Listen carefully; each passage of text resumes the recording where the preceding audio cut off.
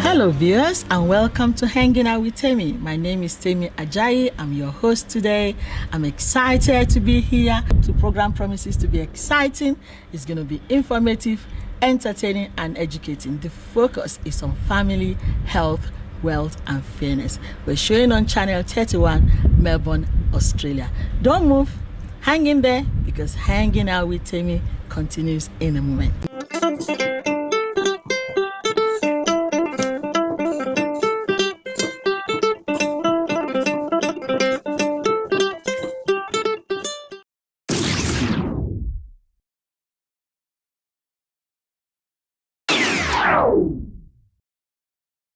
Hi everyone, and welcome to Hanging Out with Temi. Hanging Out with Temi, of course, your host today is myself, Temi Ajayi. And on this show, I have Mrs. Sadiq Ojibara. Thank you so much for honoring our interview and to come on the show. I know you're a very, very busy person, but you still honor this invitation. I know you're a mother, an entrepreneur, a poet, and with a company called Extra. Is that correct? That is correct. Thank you for having me. It's quite an honor. I find that this is such a great opportunity to get to share in the Hanging Out with Temi journey that I've heard so much about. So thank you for having me. And yes, I do have a few hats. I'm a counselor, I'm a psychotherapist, I'm a writer, I'm a wife, I'm a mother, a community worker, a few different things. Fantastic. Who else would I have brought to this show but you? Thank you so much. And I've shared with you even from the inception of Howt, and I know how you've been very passionate and supportive and been wanting this to happen. Of course, we've been trying to do couple in the past, but technology is not on our side. We struggled a little bit, but with the encouragement of people like you. And this is the first of a kind, so to say, professionally done, I assume. So yeah, today we're going to be talking about who is a woman. Who is a woman? I believe that women are very, very crucial. Their position is very, very essential, and I could be biased, but I think it's undermined kind of in the community. So this episode is going to be talking about who is a woman and who is Temi, and the essence of Howt, what Howt is all about. So who is a woman? A woman, that's a question. And when you said you could be biased, I want you to be biased. I am biased, unapologetically biased. Love it.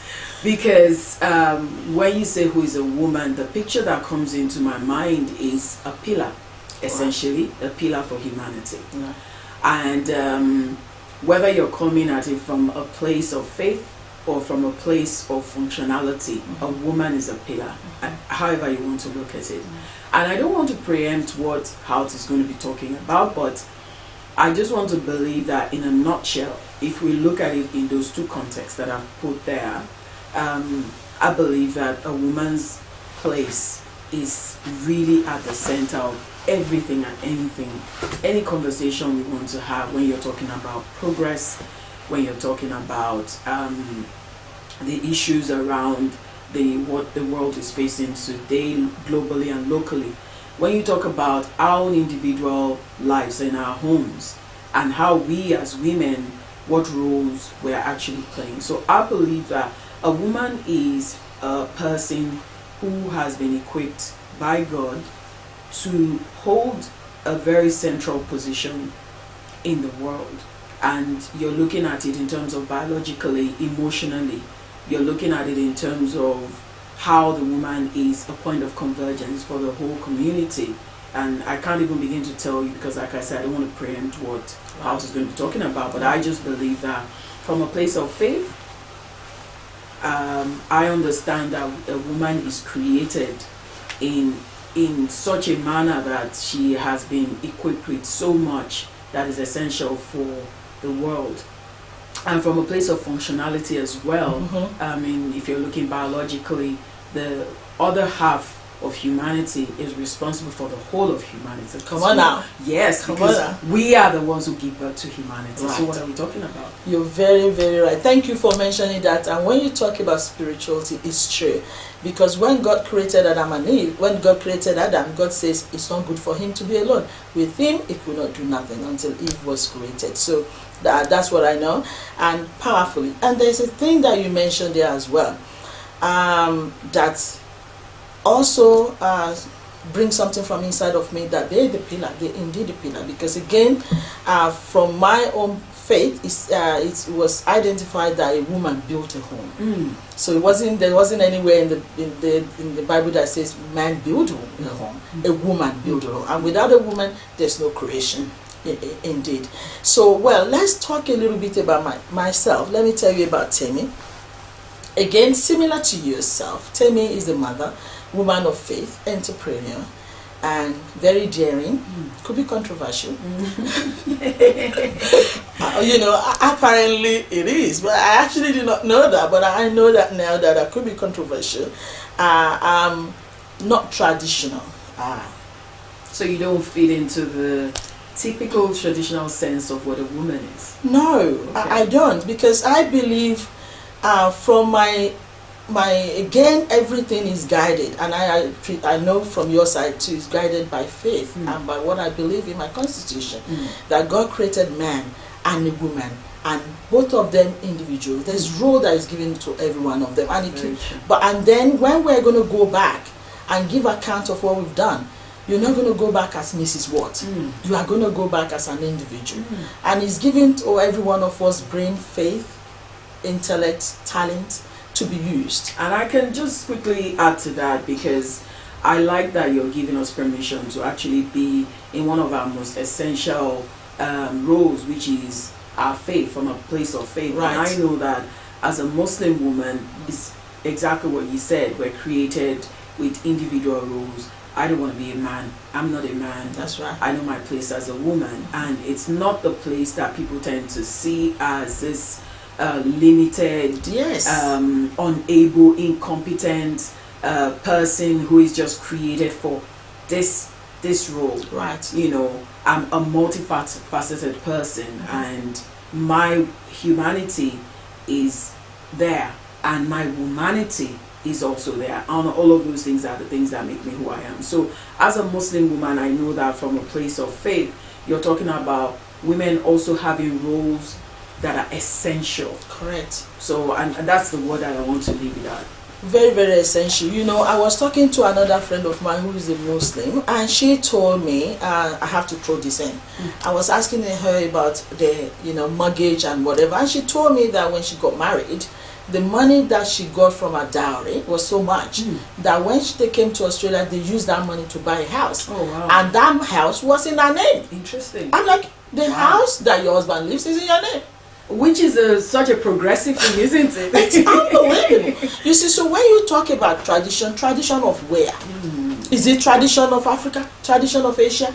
Tradition of what tradition are we talking about? So I think it's about identifying the strength in each other and accepting each other's strength. In a complementary role. In a complementary role. So it doesn't matter who owns. This is deep. I think we're going to get there because it's deep. I want to bring it back to Africa, from where we come from. And traditionally, when you buy a house, who buys the house, whose name it is, and all things are changing to the glory of God. We thank God things are changing. But, let me bring you back to Howt. In a nutshell, Howt is all about all this and more. So Howt is, we use series of ways of doing Howt. We're going to be using like interview, traveling, but the episode is going to be a little bit provoking, and I'm happy for that. I really did, because people, they guard the way they speak. It's all hypocritism. I don't want to do that. Why would you do that? So you want to give people the opportunity to be as authentic as possible. You have to, in fact, you have to be my friend, you have to be authentic. This is the thing. You are very authentic. I've known you for so many years. we worked together. We kind of lived together, so to say. So you're very authentic, and I know that you operate from the place of purity and genuinity. That is me. You get my heart. You know, so that's the way I don't know how to lie. Why would I? What for? You know, so people so you want how to give people that opportunity. First of all, in the episodes that you're going to be running, you do want to stimulate thought. You want to challenge people. I do. You want to get people to be thinking outside of the box. Correct. Yeah, and not the traditional show talk or wasting of time. I'm too busy to waste time. Let's deal with the issue. Let's talk about it. And also we're going to be giving people opportunity to respond. Ask us questions. Right. What do you want us to talk about? What is pressing in the community? I'm happy to talk about that. So you want to make it as interactive as possible. I truly want to make it as interactive. So we're going to be putting the number up there that you can call us. This episode is not going to be a live one that you can call in, but subsequently it will be a live one. You can call in, so we pause a little bit and answer your question, and then we respond to you live. Yeah, so that's what Howt is going to be not political. Okay. Not political. We don't want to. We want to deal with the real issue. This one, like I said, is going to be about women, the role of a woman. So we talk about the rights of a woman, the responsibility, the reward. Did they even get reward? Big question. The risk. You know, the risk associated with women. So today, I think we might focus on the role of a woman. And again, it goes back to the traditional role. To we look at the traditional role. Okay. You know. All right. Traditional, like, can I start with traditional? Yes. Traditional, like, let's say, for example, in the Bible that I read, it says the woman will raise children. Yes. You have children in pain, you have children. Your husband will dig the ground, means you labor. Yes. But things have changed. Yes. So what's the role of a woman? In Australia, for example, you don't raise children alone. You raise home.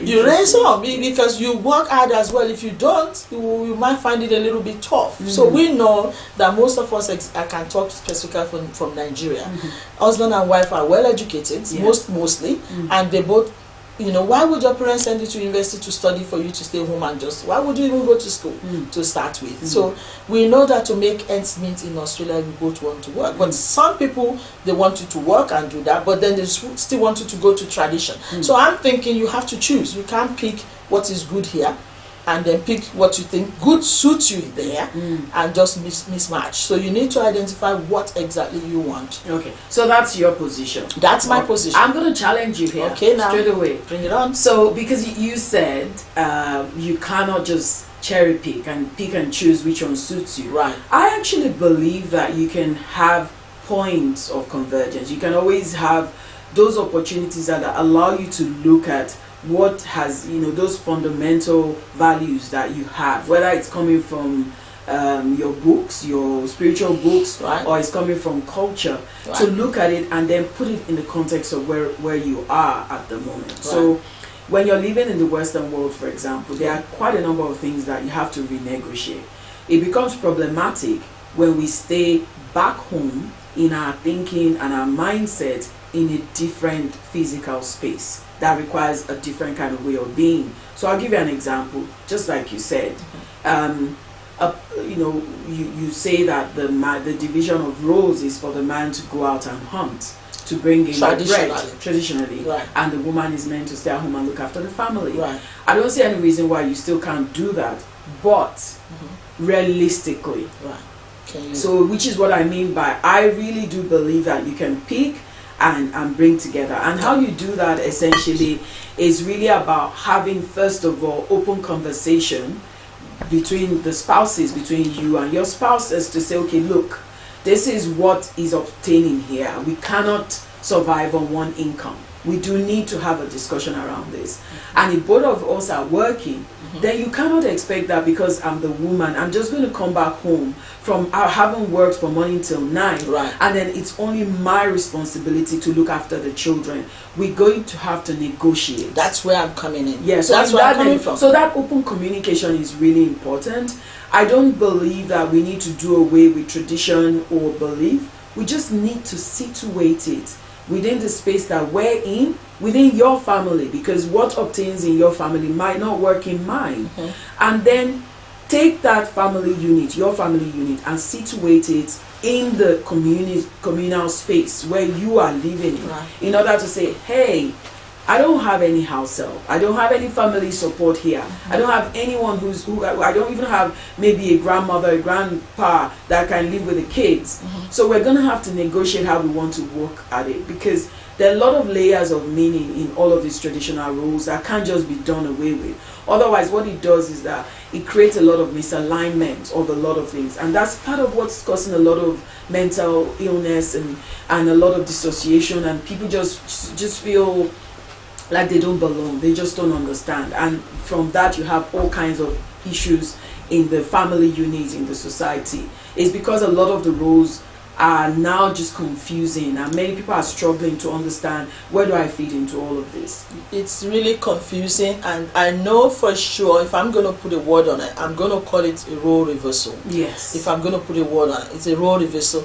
And also, I think fundamentally, I think families should soak their relationship in Christ. I mean in God. Yes. You know, what sort of God do they go? You need to soak it. If you don't soak yourself in your faith, then it's a waste of time, because I feel like it's a contractual business. You know, I feel like they should be writing it down. Because I like the way you put it, contractual. It's contractual otherwise, because then if it's going to be contractual, you want to be having a paper that is binding.